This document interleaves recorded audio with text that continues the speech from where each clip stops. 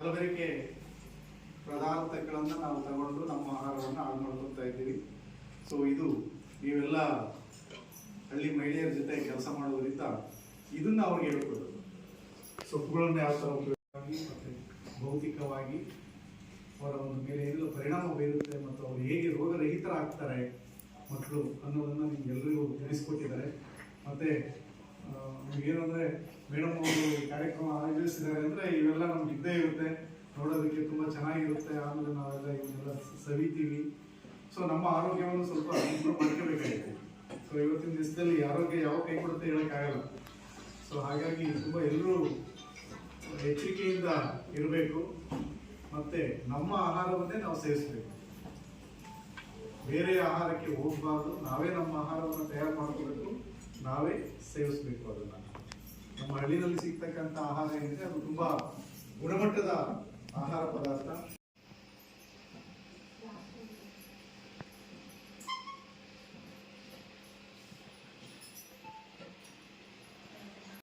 ಆ ಥರ ಮಾಡಿದ್ರೆ ಆರೋಗ್ಯ ಚೆನ್ನಾಗ ಖಂಡಿತ ಅಲ್ಲ.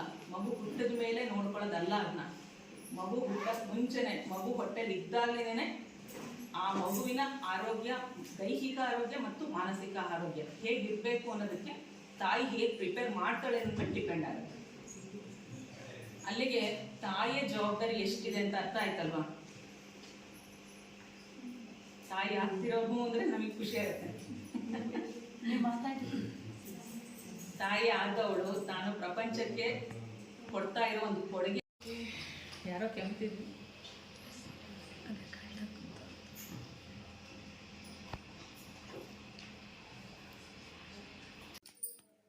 ಹೊಲ್ಗೊನೆ ಸೊಪ್ಪು,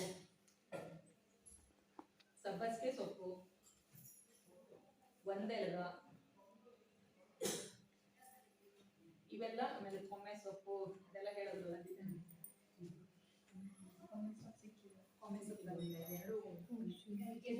ಇವೆಲ್ಲ ಸೊಪ್ಪುಗಳಲ್ಲಿ ಇದು ಗರ್ಭಾಶಯ ಸಂಕೋಚನ ಮಾಡುತ್ತೆ. ಅಂದ್ರೆ ಎಲ್ಲ ಆಗಿರೋ ಗರ್ಭಕೋಶನ ಮತ್ತೆ ವಾಪಸ್ ಅದ್ರ ಜಾಗ ಬರೋ ಹಾಗೆ ಮಾಡುತ್ತೆ. ಮತ್ತೆ ಬ್ಲೀಡಿಂಗ್ ಸ್ಟಾಪ್ ಮಾಡಿಸುತ್ತೆ.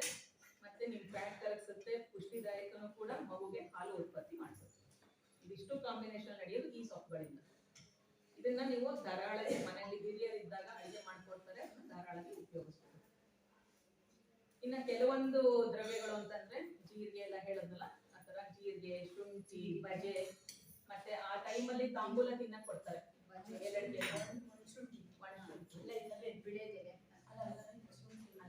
ಬಜೆ ಶುಂಠಿ, ಎರಡು ತರ ಶುಂಠಿ ಬಜೆ ಬಜೆ. ಇದು ಒಣ ಶುಂಠಿ, ಇದು ಹಸಿ ಶುಂಠಿ, ಆಮೇಲೆ ವಿಳೆದೆಲೆ. ಇದನ್ನ ತಾಂಬೂಲ ರೂಪದಲ್ಲಿ ಕೊಡ್ತಾರೆ. ಹಾಲು ಉತ್ಪತ್ತಿ ಮಾಡುತ್ತೆ. ಮತ್ತೆ ಇವೆಲ್ಲ ಸಂಕೋಚಕ, ಬಾಡಿ ಕಮ್ಮಿ ಮಾಡುತ್ತೆ. ಕ್ಯಾಲ್ಸಿಯಂ ಸೇರುತ್ತೆ. ಕ್ಯಾಲ್ಸಿಯಂ, ಸುಣ್ಣದಲ್ಲಿ ಕ್ಯಾಲ್ಸಿಯಂ ಇರುತ್ತೆ. ಆ ನಿಟ್ಟಿನಲ್ಲಿ ಇವನ್ನೆಲ್ಲ ತಿನ್ನೋದಕ್ಕೆ ಹೇಳ್ತಾರೆ ಬಾಣಂತಿರಲ್ಲಿ. ಇನ್ನ ರಾಗಿ ಬಹಳ ಬೆಸ್ಟ್ ಅಡಿಗೆ. ಭತ್ತ ಏಕದಮ್ ಎರ್ಗೆ ಆಗಿ ಸ್ವಲ್ಪ ದಿವಸಕ್ಕೆ ಕೊಡೋದಿಲ್ಲ, ಗ್ರಾಜುಲಿ ಆಡ್ ಮಾಡ್ತಾ ಹೋಗ್ತಾರೆ ಇವನ್ನೆಲ್ಲ. ರಾಗಿ, ಆ ರಾಗಿನೂ ಕೂಡ ತುಂಬಾ ಒಳ್ಳೇದು. ಮತ್ತೆ ಅನ್ನಕ್ಕೆ ಮಾಮೂಲಿ ಬಿಳಿ ಅಕ್ಕಿ ಉಪಯೋಗಿಸೋ ಬದಲು ಕೆಂಪಕ್ಕಿ ತುಂಬಾ ಒಳ್ಳೇದು. ರಾಗಿ ಮುಡಿ ಅಕ್ಕಿ ಅಂತೆಲ್ಲ ಕರೀತಾರಲ್ಲ, ಇದಿಷ್ಟು ಗಿಡಮೂಲಿಕೆಗಳಾದ್ರೆ. ಇನ್ನ ಆಯುರ್ವೇದ ಗಿಡಮೂಲಿಕೆಗಳಂತಂದ್ರೆ ಇಲ್ಲಿ ಕೆಲವೊಂದು ಬಾಕ್ಸ್ ರೆಡಿ ಅಂತಿದೆ. ಸೌಭಾಗ್ಯ ಶುಂಠಿ ಲೇಹ, ಇದನ್ನ ಹೇಳಲ್ಲ, ಶುಂಠಿ, ಜೀರಿಗೆ ಇಂಥವನ್ನೇ ಸೇರಿಸಿ ತಯಾರಿಸಿರುವಂತಹ ಲೇಹಗಳು ಗುಲ್ಕನ್ ಟೈಪ್ ಅಲ್ಲಿ ಇರುತ್ತದೆ. ಇದು ಗರ್ಭಿಣಿಯ ಬಾಣಂತಿರಲ್ಲಿ ಬಹಳ ಒಳ್ಳೆಯದು. ಇಷ್ಟು ಮೆಟೀರಿಯಲ್ಸ್ ಹಾಕಿ ಲೇಖೆ ರೂಪದಲ್ಲಿ ಮಾಡಿರ್ತಾರೆ. ನೇರವಾಗಿ ಧಾರಾಳಗೆ ಬೆಳಗ್ಗೆ ಎದ್ದ ತಕ್ಷಣ ಹೊಟ್ಟೆ ಸುತ್ತಾ ಇದೆ, ಅಮ್ಮ ಇನ್ನೂ ಅಡುಗೆ ಮಾಡ್ಕೊಟ್ಟಿಲ್ಲ, ಮಗು ಅಳ್ತಾ ಇದೆ, ಹಾಲು ಕುಡಿಸ್ಬೇಕಪ್ಪ ಅಂತ ಅನ್ನಿಸ್ದಾಗ ಒಂದ್ ಸ್ಪೂನ್ ಇದನ್ನ ಬಾಯಿಗೆ ಹಾಕೊಂಡು ಮಗು ಹಾಲು ಕುಡಿಸಕ್ ಸ್ಟಾರ್ಟ್ ಮಾಡ್ಬೋದು. ನಿಮ್ಗೂ ಸುಸ್ತಾಗಲ್ಲ, ಮಗುಗೂ ಆಗುತ್ತೆ. ಈವನ್ ಇದನ್ನ ಮನೆಯಲ್ಲೂ ಕೂಡ ಬಾಣಂತಿ ಖಾರ ಅಂದ್ಬಿಟ್ಟು ಮೇಡಮ್ ಹೇಳಿದೆಲ್ಲ ಸೇರಿಸಿ ಮಿಕ್ಸ್ ಮಾಡಿಟ್ಟಿರ್ತಾರೆ. ತುಪ್ಪದಲ್ಲಿ ಕಲ್ಸ್ಕೊಂಡು ತಿನ್ನಿ ಅಂತ ಹೇಳ್ಬಿಟ್ಟು ಕೊಡ್ತಾರೆ. ಮತ್ತೆ ಇದ್ರಲ್ಲೇ ಲಿಕ್ವಿಡ್ ಫಾರಮ್ ಅಲ್ಲೂ ಬರುತ್ತೆ. ಲಿಕ್ವಿಡ್ ಫಾರಮ್ ಅಲ್ಲೂ ಬರುತ್ತೆ ಬಾಣಂತಿ ಖಾರ 1, 2, 3 ಇಂದ. ಅದನ್ನು ಸಹ ಉಪಯೋಗಿಸ್ಕೋಬಹುದು. ಇನ್ನ ಎಸ್ಟಿ ಮಧು ಪೌಡರ್, ಅದು ಕೂಡ ಹಾಲನ್ನ ಉತ್ಪತ್ತಿ ಮಾಡಿಸೋದಕ್ಕೆ ಹೆಲ್ಪ್ ಮಾಡುತ್ತೆ. ಅದು ಚ್ಯವನ್ಪ್ರಾಶ್. ಇದು ಗರ್ಭಿಣಿಯಲ್ಲಿ ತಗೋಬಹುದು. ಇದನ್ನ ಅವನ್ನೆಲ್ಲ ಸೇರಿಸಿ ಈಗ ಗರ್ಭಿಣಿಯಲ್ಲಿ ಕೊಡ್ತಾ ಇದೀವಿ. ಇಲ್ಲಿ ಸಾಂಕೇತಿಕ ಒಂದು 5 ಜನ ಕೊಡ್ತೀವಿ. ಆಮೇಲೆ ಮೇಡಮ್ ಕೈಗೆ ಅಷ್ಟು ಬಾಕ್ಸ್ ಕೊಟ್ಟಿರ್ತೀವಿ, ಇಸ್ಕೊಳ್ಳಿ. ಹಾಗೂ ಬೇಕು ಅಂದವರು ನಮ್ಮ ಹಾಸ್ಪಿಟ್ಲ್ ಬನ್ನಿ, ಖಂಡಿತ ಎಲ್ಲಾನು ಕೊಡ್ತೀವಿ. ಸದ್ಯಕ್ಕೆ ಸ್ಟೇಜ್ ಮೇಲೆ ಒಂದು 5 ಜನ ಕೊಟ್ಟಿರ್ತೀವಿ. ಆಮೇಲೆ ಪ್ರೇಮ ಮೇಡಮ್ ಹತ್ರ ಸ್ವಲ್ಪ ಕೊಟ್ಟೋಗಿರುತ್ತೆ. ಕೊನೆಹಳ್ಳಿ ದೂರ ಇರೋರು ಅವ್ರ ಹತ್ರ ಇಸ್ಕೊಳ್ಳಿ. ಕೊನೆಹಳ್ಳಿಗೆ ಹತ್ರ ಇರೋ ಮೇಡಮ್ ಹತ್ರನೇ ಆಸ್ಪತ್ರೆಗೆ ಆಮೇಲೆ ಬೆಲ್ಲನೂ ಕೂಡ ಎಲ್ಲ ಮಿನರಲ್ಸು ಸಿಗುತ್ತೆ. ಗರ್ಭಾಶಯ ಸಂಕೋಚಕ, ಬ್ಲೀಡಿಂಗ್ ಸ್ಟಾಪ್ ಮಾಡುತ್ತೆ. ಹೇಗಿರ್ಬೇಕಪ್ಪ ಅಂದ್ರೆ ಅನುಷ್ಣ ಇರ್ಬೇಕು, ತುಂಬಾ ಉಷ್ಣನೂ ಇರಬಾರ್ದು. ಎಲ್ಲ ಪದಾರ್ಥ ಬರೀ ಉಷ್ಣತೆ ಹಾಕಿ ಅಡುಗೆ ಮಾಡಬಾರ್ದು, ಬರೀ ಶೀತತೆ ಇರಬಾರ್ದು. ಎರಡದ್ದು ಕಾಂಬಿನೇಷನ್ ಇರುವಂತಹ ಅಡುಗೆನೇ ಆಗ್ಬೇಕು ಪ್ರತಿನಿತ್ಯ ಬಾಣಂತಿಯಲ್ಲಿ. ಅವಾಗ ಮಗುಗೆ ತೊಂದರೆ ಆಗೋದಿಲ್ಲ. ಇದೆಲ್ಲದ್ರ ಜೊತೆಲಿ ಮನಸ್ಸು ಸಮಾಧಾನವಾಗಿರ್ಬೇಕು. ಯಾಕಂದ್ರೆ ಮನಸ್ಸು ಸಮಾಧಾನ ಇಲ್ಲ ಅಂದ್ರೆ ಹಾಲು ಉತ್ಪತ್ತಿ ಆಗೋದಿಲ್ಲ. ಆಯ್ತಾ? ಇನ್ನು ಕಬ್ಬು ಕೂಡ ಹಾಲು ಉತ್ಪತ್ತಿ ಮಾಡೋದಕ್ಕೆ ಹೆಲ್ಪ್ ಮಾಡುತ್ತೆ. ಇದು ಒಳ್ಳೆದೇ ಬೇಡ, ಸಕ್ಕರೆ ಯೂಸ್ ತಗೊಳ್ಳಿ, ಬೆಲ್ಲ ತಗೊಳ್ಳಿ, ಸಕ್ಕರೆ ಮತ್ತೆ ತಗೊಳ್ಳೇಬಾರದಂತದ್ದು ಬಾಣಂತಿಯಲ್ಲಿ ಗೋಧಿನ ಬಿಲ್ಕುಲ್ ಸ್ಟಾಪ್ ಮಾಡಬೇಕು. ಮತ್ತೆ ಕಾಫಿ ಟೀ ಆದಷ್ಟು ವರ್ಜ್ಯ. ತೀರಾ ಚಳಿ ಬೇಕು ಅಂತ ಹೇಳಿ ಬರೀ ಕಾಫಿ ಇಸ್ಕೊಂಡು ಕುಡಿಯೋದಲ್ಲ. ಆ ಟೈಮಲ್ಲಿ ಹಾಲನ್ನ ಡಿಕ್ರೀಸ್ ಮಾಡುತ್ತೆ, ನೆನ್ಪಿಟ್ಕೊಳ್ಳಿ. ಕಾಫಿ ಟೀ ಹೆಚ್ಚು ಕುಡಿತಾ ಇದ್ದೀರಾ ಅಂತಂದ್ರೆ ಹಾಲಿನ ಪ್ರಮಾಣ ಕಮ್ಮಿ ಆಗ್ತಾ ಹೋಗುತ್ತೆ. ಅದ್ರ ಬದಲು ಜೀರಿಗೆ ಧನಿಯ ಕಷಾಯ, ಅದಕ್ಕೆ ಬೆಲ್ಲ ಎಲ್ಲ ಹಾಲು ಹಾಕಿಸ್ಕೊಂಡು ವಾಗಟಾಚಾರ್ಯರು ತಮ್ಮ ಗ್ರಂಥದಲ್ಲಿ ಹೇಳಿರುವಂತ ಮಾತು. ಅಂದ್ರೆ ಸ್ತನ್ಯ ಅಂದ್ರೆ ಏನು ಅನ್ನೋದಕ್ಕೆ ಹೇಳಿರೋ ಉಲ್ಲೇಖ. ಯಾವುದು ತಾಯಿಯಿಂದ ಸೃಜಿಸಲ್ಪಡುತ್ತದೋ, ಯಾವುದು ಮಗುವಿಗಾಗಿ ಉತ್ಪತ್ತಿಯಾಗುತ್ತದೋ ಆ ದ್ರವ್ಯವೇ ಸ್ತನ್ಯ.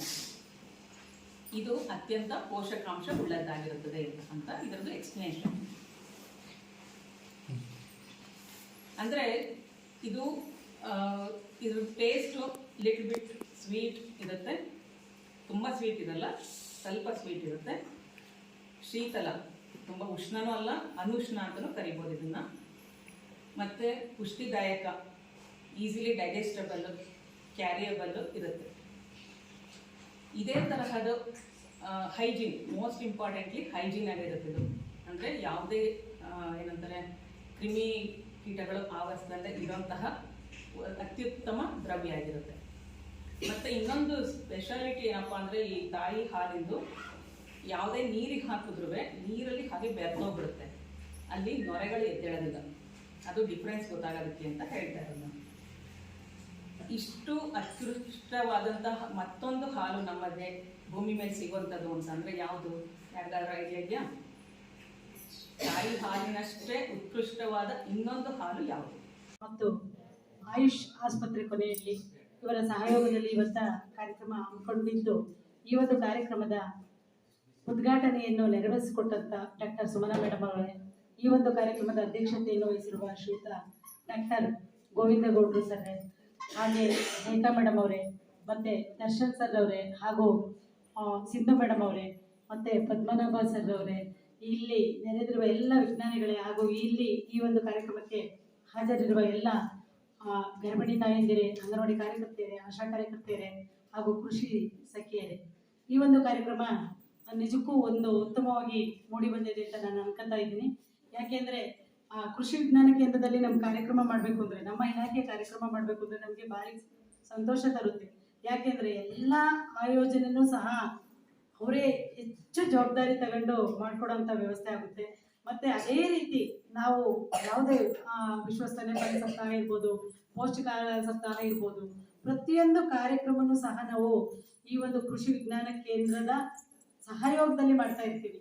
ನನಗದೊಂದು ಸೌಭಾಗ್ಯ. ಯಾಕೆಂದರೆ ನನ್ನ ಫ್ರೆಂಡ್ಸ್ಗಳೆಲ್ಲ ಹೇಳ್ತಾ ಇರ್ತಾರೆ, ಅಂದರೆ ನಮ್ಮ ಮೇಲ್ವಿಚಾರಕರು, ಇತರೆ ಮೇಲ್ವಿಚಾರಕರು, ನಿಮಗೆ ಅದೊಂದು ಕೃಷಿ ವಿಜ್ಞಾನ ಕೇಂದ್ರ ಒಂದು ರೀತಿಲಿ ಭಾರಿ ಸಪೋರ್ಟಿವ್ ಆಗಿ ನಿಂತಿದೆ, ನಮಗೆ ಮಾತ್ರ ಬೇರೆ ಬೇರೆ ಕಡೆ ಏನೂ ಮಾಡೋಕ್ಕೆ ಸಾಧ್ಯ ಆಗಲ್ಲ ಅಂತ. ಅದಂತೂ ಸತ್ಯ ಅಂತ ನಾನು ಯಾವಾಗಲೂ ಅನ್ಕೊತಾ ಇದ್ದೀನಿ. ಹಾಗಾಗಿ ಈ ಒಂದು ಕಾರ್ಯಕ್ರಮನ ಏನು ನಮ್ಮ ತಾಲೂಕಿನ ಎಲ್ಲ ಅಂಗನವಾಡಿ ಕೇಂದ್ರಗಳಲ್ಲಿ ಆಗಸ್ಟ್ 1ನೇ ವಾರ ವಿಶ್ವ ಸ್ತನ್ಯಪಾನ ಸಪ್ತಾಹ ಅನ್ನೋ ಒಂದು ಕಾರ್ಯಕ್ರಮವನ್ನು ಆ ಒಂದು ಗ್ರಾಮಗಳಲ್ಲಿ ಎಲ್ಲ ಗರ್ಭಿಣಿಯವ್ರನ್ನ, ಎಲ್ಲ ತಾಯಂದಿರನ್ನ, ಬಾಣಂತಿಯರನ್ನ ಕರೆದು ಒಂದು ಕಾರ್ಯಕ್ರಮ ಆಯೋಜನೆ ಮಾಡಿರ್ತೀವಿ. ಅದೇ ರೀತಿ ವೃತ್ತವಾರು ಒಂದು ಕಾರ್ಯಕ್ರಮನೂ ಸಹ ಆಯೋಜನೆ ಮಾಡಬೇಕು ಅನ್ನೋ ಒಂದು ಉದ್ದೇಶದಿಂದ ನಾವು ಇವತ್ತಿನ ದಿನ ವೃತ್ತವಾರು ಒಂದು ಕಾರ್ಯಕ್ರಮ ಮಾಡ್ತಾ ಇದ್ದೀವಿ. ನಿಮ್ಗೆಲ್ರಿಗೂ ಸಹ ಇಲ್ಲಿವರೆಗೂ ಮಾತಾಡಿದಂಥ ಎಲ್ಲ ಡಾಕ್ಟರ್ಗಳು ಸಹ ವಿಶ್ವ ಸ್ತನ್ಯಪಾನ ಸಪ್ತಾಹದ ಬಗ್ಗೆ ಸಾಕಷ್ಟು ಮಾಹಿತಿಗಳನ್ನ ನೀಡಿದ್ದಾರೆ. ನಮ್ಗೆ ಒಂದೇ ಒಂದು ಮಾಹಿತಿ ನಾನು ನೀಡೋದು ಅಂದರೆ, ಏನು ಗರ್ಭಿಣಿ ತಾಯಂದಿರಿದ್ದೀರಾ ಅವರು ಕಡ್ಡಾಯವಾಗಿ ನೀವು ಡಾಕ್ಟರ್ ವೈದ್ಯರ ಸಲಹೆ ಪಡಿಬೇಕು. ಮತ್ತು ಇದು ಎದೆ ಹಾಲಿನ ಮಹತ್ವದ ಬಗ್ಗೆ ಹೆಚ್ಚಿನದಾಗಿ ನೀವು ತಿಳ್ಕೊಬೇಕು.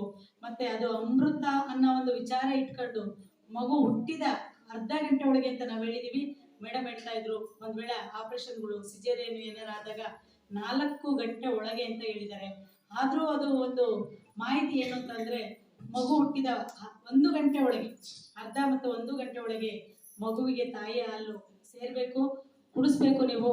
ಅದು ಆ ಒಂದು ರೋಗ ನಿರೋಧಕ ಶಕ್ತಿ ತಡೆಗಟ್ಟಂತ ಒಂದು ಅಂಶ ಇರುತ್ತೆ. ಆ ಒಂದು ಉದ್ದೇಶಕ್ಕೋಸ್ಕರ ಈ ಒಂದು ವಿಶ್ವ ಸ್ತನ್ಯಪಾನ ಸಪ್ತಾಹನ ಇಡೀ ಪ್ರಪಂಚಾದ್ಯಂತ ಮತ್ತು ಎಲ್ಲ ಇಲಾಖೆ ಮತ್ತು ಎಲ್ಲ ಇಲಾಖೆಗಳ ಸಹಯೋಗದಲ್ಲಿ ಈ ಕಾರ್ಯಕ್ರಮನ ನಡೆಸ್ತಾ ಇದ್ದೀವಿ. ಹಾಗಾಗಿ ಇದಕ್ಕೆ ಒಂದು ಮಹತ್ವ ನೀಡಬೇಕು ಅಂದರೆ ನೀವೆಲ್ಲರೂ ಸಹ ಈ ಒಂದು ಕಾರ್ಯಕ್ರಮನ ಅರ್ಥವತ್ತಾಗಿ ಭಾವಿಸ್ಕೊಂಡು ನೀವೆಲ್ಲರೂ ಸಹ ಅದನ್ನ ಮಾಡ್ತೀರಾ ಅಂತ ಈ ಸಂದರ್ಭದಲ್ಲಿ ನಾನು ತಿಳಿಸ್ತಾ, ಮತ್ತೆ ಅದೇ ರೀತಿಲಿ ಏನು ಮುಂದಿನ ತಿಂಗಳು ಪೌಷ್ಟಿಕ ಆಹಾರ ಸಪ್ತಾಹ ಬರುತ್ತೆ, ಆ ಒಂದು ಮಹತ್ವನೂ ಸಹ ನಾವು ತಿಳ್ಕೋಬೇಕಾಗುತ್ತೆ. ಅವಾಗಲೂ ಸಹ ಗರ್ಭಿಣಿ ಬಾಣಂತಿಯರು ನಮ್ಮ ಕಾರ್ಯಕ್ರಮದಲ್ಲಿ ಭಾಗವಹಿಸಬೇಕು. ಹೆಚ್ಚಿನದಾಗಿ ಪೌಷ್ಟಿಕ ಆಹಾರನ ಯಾವ ರೀತಿ ಸೇವನೆ ಮಾಡಬೇಕು, ನಮ್ಮ ಆರೋಗ್ಯನ ಉತ್ತಮವಾಗಿ ಇಟ್ಕೊಬೇಕು ಅನ್ನೋದನ್ನ ನೀವೆಲ್ಲರೂ ಸಹ ಅದನ್ನ ಏನು ಆ ಕಾರ್ಯಕ್ರಮದಲ್ಲಿ ತಿಳ್ಕೊಂಡು ನಿಮ್ಮ ಆರೋಗ್ಯ, ನಿಮ್ಮ ಕುಟುಂಬಗಳನ್ನ ಒಂದು ಆರೋಗ್ಯಪೂರ್ಣ ಕುಟುಂಬಗಳನ್ನಾಗಿ ಮಾಡಬೇಕು ಅಂತ ಹೇಳ್ತಾ, ಈ ಸಂದರ್ಭದಲ್ಲಿ ಈ ಒಂದು 2-3 ಕಾರ್ಯಕ್ರಮಗಳನ್ನ ಆಯೋಜನೆ ಮಾಡಿದ್ವಿ. ಅಂದರೆ ಒಂದು ಗರ್ಭಿಣಿಯವರಿಗೆ ಆಯುಷ್ ಆಸ್ಪತ್ರೆಯಿಂದ ಆ ಒಂದು ಗಿಫ್ಟ್ ಆಗಿ ಏನು ಮೇಡಮ್ ಹೇಳಿದ್ದಾರೆ, ಆ ಒಂದು ಚಮನ್ ಪ್ಲಾಶ್ ಇರ್ಬೋದು, ಮತ್ತೆ ಕೆಲವು ತೈಲ ಇರ್ಬೋದು, ಅದನ್ನೆಲ್ಲ ಕೊಟ್ಟಿದ್ದಾರೆ. ಮತ್ತೆ ಅದೇ ರೀತಿ ಎಲ್ಲ ಗರ್ಭಿಣಿಯವ್ರಿಗೂ ಐತೆ, ಅದನ್ನ ನಾವು ಕೊಡೋಂಥ ವ್ಯವಸ್ಥೆ ಮಾಡ್ತೀವಿ.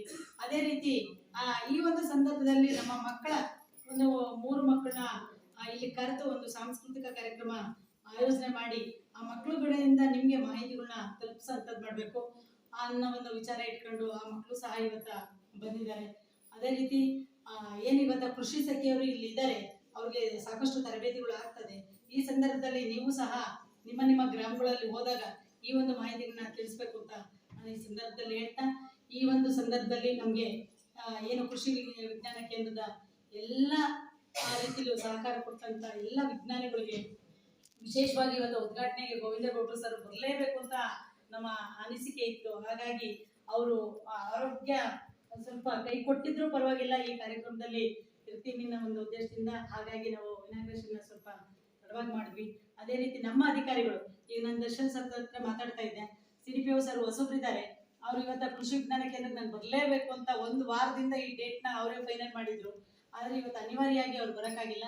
ಅವ್ರಿಗೂ ಏನು ಅಂದ್ರೆ ಕೃಷಿ ವಿಜ್ಞಾನ ಕೇಂದ್ರದಲ್ಲಿ ಏನೋ ಒಂದು ರೀತಿಯಲ್ಲಿ ವಿಶೇಷ ಮಹತ್ವ ಐತೆ ಅನ್ನೋದು ಅವ್ರಿಗೆ ಗೊತ್ತಿದೆ. ಹಾಗಾಗಿ ಇನ್ನು ಬೇರೆ ಕಾರ್ಯಕ್ರಮಗಳ ಜೊತೆ ಅವರು ಸಹ ಸೇರ್ತಾರೆ.